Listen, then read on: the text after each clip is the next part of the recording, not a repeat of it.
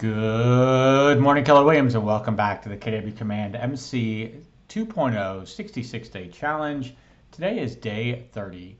So we are still inside of our administration applet, which we started yesterday, and we are in the luxury tab.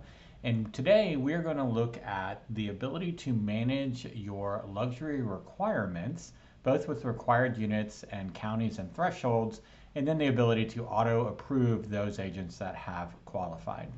So first off, I am in the administration applet. I have clicked on luxury. This is my screen. You can see that I've got tooltips here next to required units and auto approve agents. So if for any reason I want the luxury setting required unit to be higher or lower than the standard of 4, I can always come in and click on the edit button and change that number. It is important to know that that's going to change that for every agent in your market center across every county as well. So this is kind of a one size fits all. It is recommended that if you make this change, you don't make it more than once per year, just to be fair for everybody in it. And it does not affect those that have already qualified. So for example, if the required unit was 4 and you move that to 6, well, anyone that has already qualified as a luxury agent would only need to sell 4 units until they had basically opted, or not opted, but had earned their way out. And then they would have to re-earn their way back in with the new 6 units or whatever that number would be. So they're sort of grandfathered in once they're a luxury agent. Any changes you make to the required units would not impact them until they earn out, at which point they would have to earn back in with a new number of required units. This would only apply to agents that had not yet already earned in. You also have the ability to automatically approve agents that have sold the required number of units and at the price point required for each county. They would automatically be approved as a luxury agent. I highly recommend turning this on. Nothing's worse than a luxury agent who doesn't get recognized as one, especially knowing how hard they work to sell the properties at the price points that they do.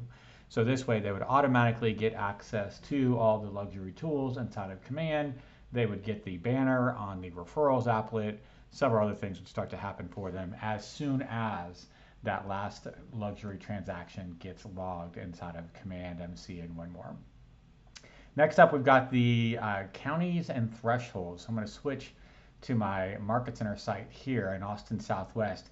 In this counties and thresholds section, you can see all of the counties that are listed here inside of Texas, and 4 different things show up. So first of all, you've got the county name and the average list price of properties in that county. You can see we can hover over that, and multiple market centers can operate within a county. That is absolutely true. So the average list price in Kerr, Texas is $1,077,000. Top 10%, if we hover over that, you can see that's the price point at which 90% of all KW listings fell below. So that is the price point at which 10% or greater are represented. Then you can see the number of KW transactions in this county in the last 24 months. And then finally, what the luxury minimum price is. Now, these luxury minimum prices can be changed, but only by the region. So for any reason you are a market center that believes that perhaps these numbers are a little skewed, the luxury minimum price needs to be adjusted up or down. You can certainly put in a regional request by emailing your RD, your ROM, etc., and have them review these numbers to request a possible change, again, in that top 10%. Otherwise, right now, if somebody sold a property in Kerr, Texas, even though the average listing price is $1 million, if they sold some on average, they would not be considered. Even though it's $1 million property, it would still not be considered quote unquote luxury in Kerr, Texas, or Kerr County, Texas. So again, these floors, and you can even see the lowest price point that a property would be considered a luxury property in order to account for the qualified number of units for agents in this market center to become a luxury-based agent. So that's it for today.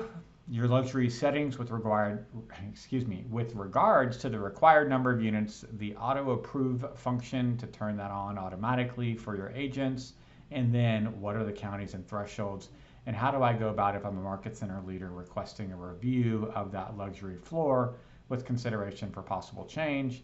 That would all go through your regional leadership. That's it for today, guys. Tomorrow we will wrap up luxury by talking about how to approve an agent for luxury status, how to remove an agent from luxury status, and how to submit an exception request. Stay tuned for that. As always, it's great talking to you. I look forward to speaking with you again real soon.